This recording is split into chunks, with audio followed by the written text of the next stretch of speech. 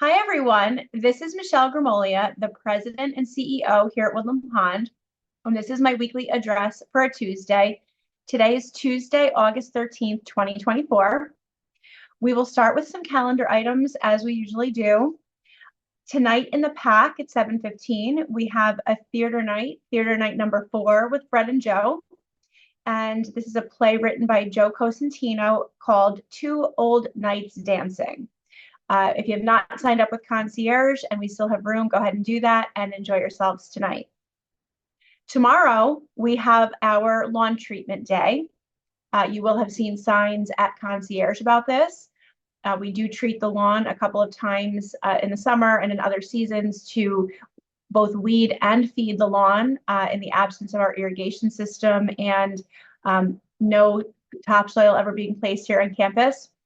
But rest assured, the Alternatives to Grass Committee is working hard at identifying ways that we can move away from any products and do a truly sustainable lawn treatment. But for now, we have multiple locations on campus where it is safe for the doggos to walk, and those are marked on the lawn treatment map that you can see at Concierge, and that will be tomorrow.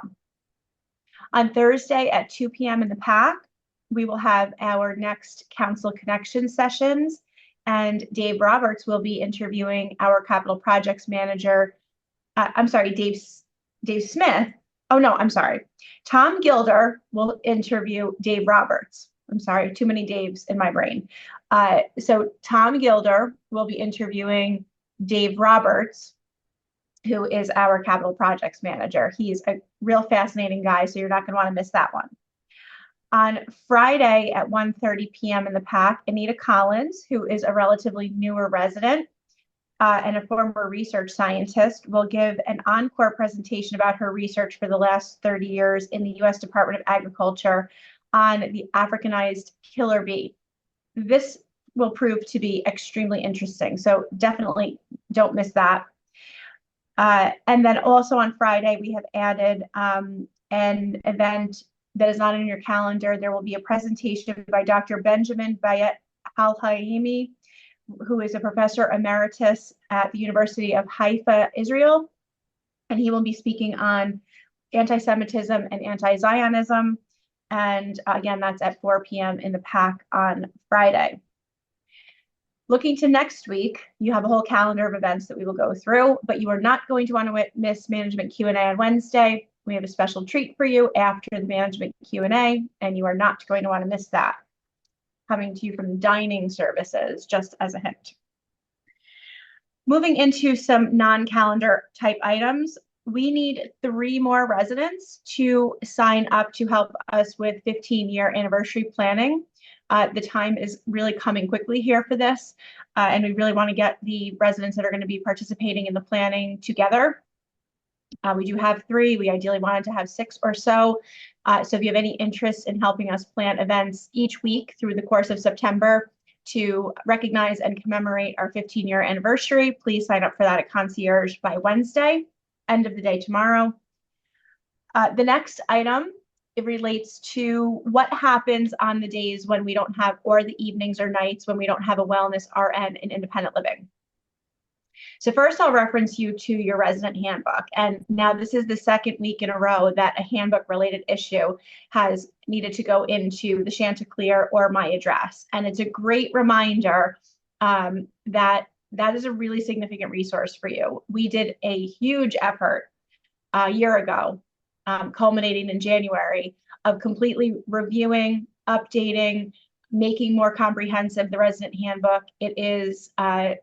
It has a table of contents, so it's really easy for you to just scan the table of contents and find the topic that you're looking for. But this particular topic relates to the availability of emergency care, even basic first aid in independent living most of the time. And when we do have a wellness RN here, they can certainly help you. But all of the time that they're not, which is the bulk of the time, so evening, nights, some weekends when they're on vacation, etc., our health center nurses and nursing staff cannot provide services in independent living. Skilled nursing and assisted living have separate licenses from each other, and independent living is not a licensed facility at all. in terms of a medical or clinical licensure setting. So that those nursing staff cannot provide services to independent living residents. This is independent living. So when you are in need of medical attention and we don't have a wellness RN available to you, our staff, although sometimes will graciously sort of give in to plea to call over to the health center, that really puts everybody in a tough position. We have instructed concierge, again, to be very firm in the fact that they cannot call health center staff, no matter how convincing the residents are standing in front of them that they want them to do that. There is a licensure consideration there.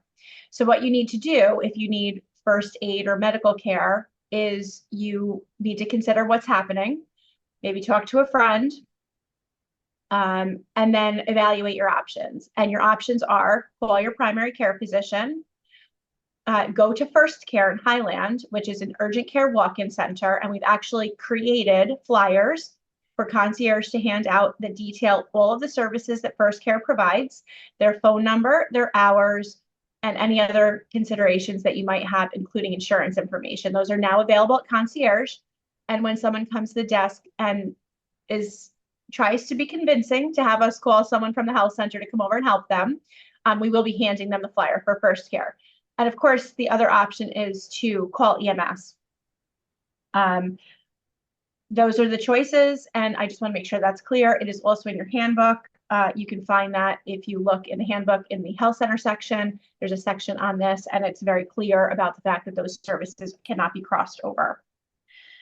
The next thing, we have had an interesting summer in terms of some residents and staff members and loved ones that have had the best intentions, I truly believe, but have definitely become very liberal with their comments about staff appearance and attire.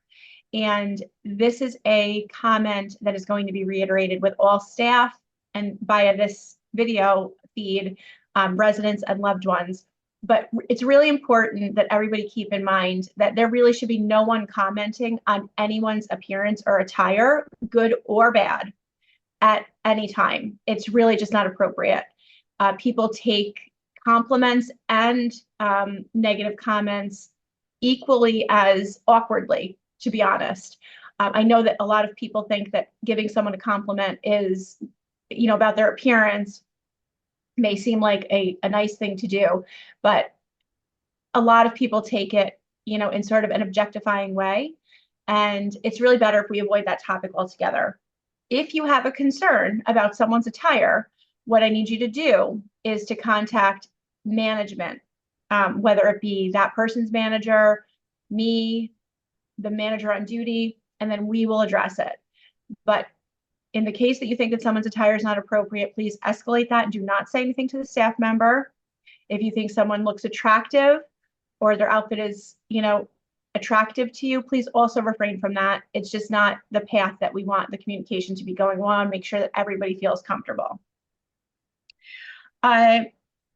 Starting in September, we will be having 2 weekly updates for you on channel 1340 WPTV and our YouTube channel. On Tuesdays, you will see me, as you have for several years now, and on Fridays at 12:15, and then re-airing at 4 and 8, you will now be getting project updates from Dave Roberts. So what he will do is he will evaluate everything that's new and notable from the prior week, and then he will provide you with a roughly 15-minute or less update on projects. We will do a deep dive at management Q&A where more questions and things can be answered. And of course, the focus groups will continue and so forth. But this is a great way for us every single week to have a place on the calendar. They will go on our YouTube channel. And then this way, everyone kind of knows this is what I need to know for this week.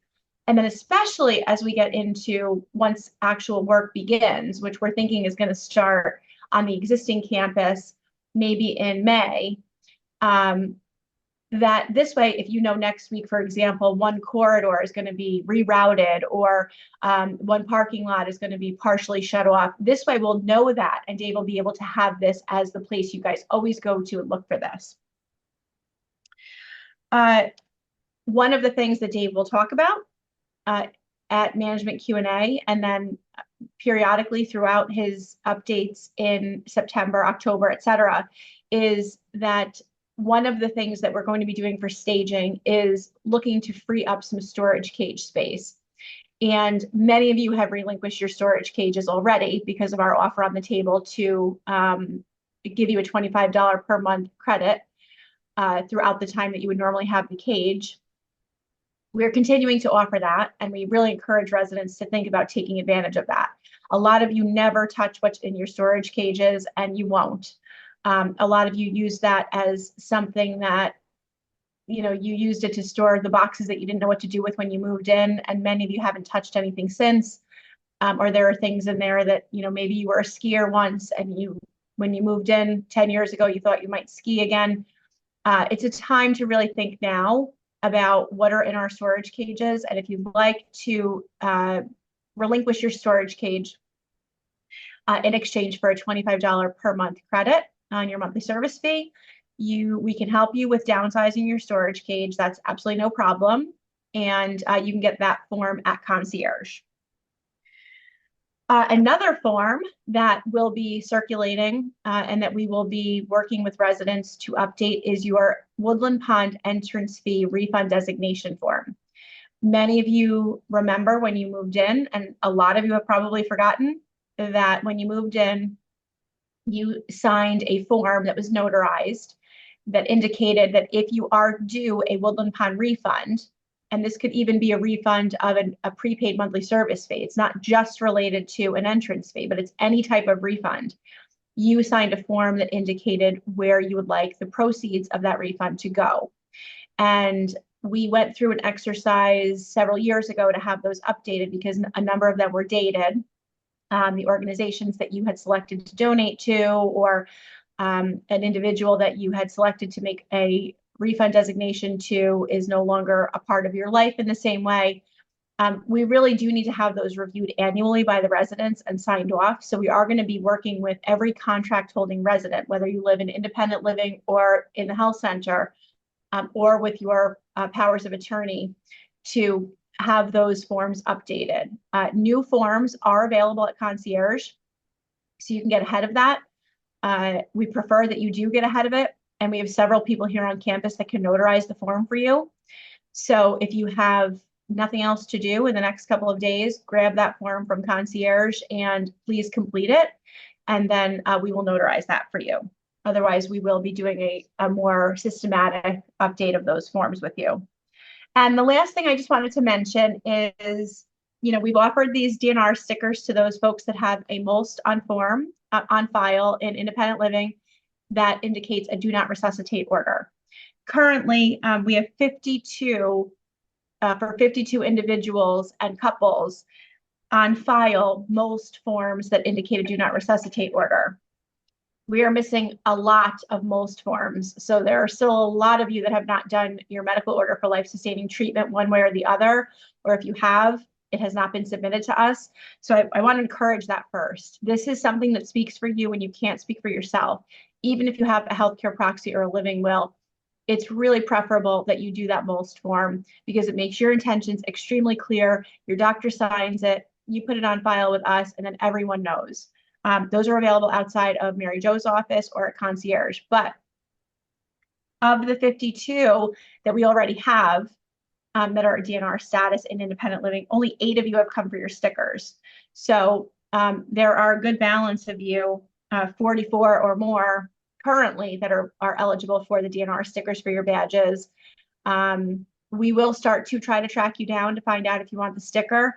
But this is one way that you can indicate to somebody that just finds you outside of your home, unconscious and unresponsive, that you don't wish to be resuscitated. The more we can talk for ourselves when we can't actually speak, I think the better. I have nothing else today. I hope you all have a great day, and I will see you soon. Thank you.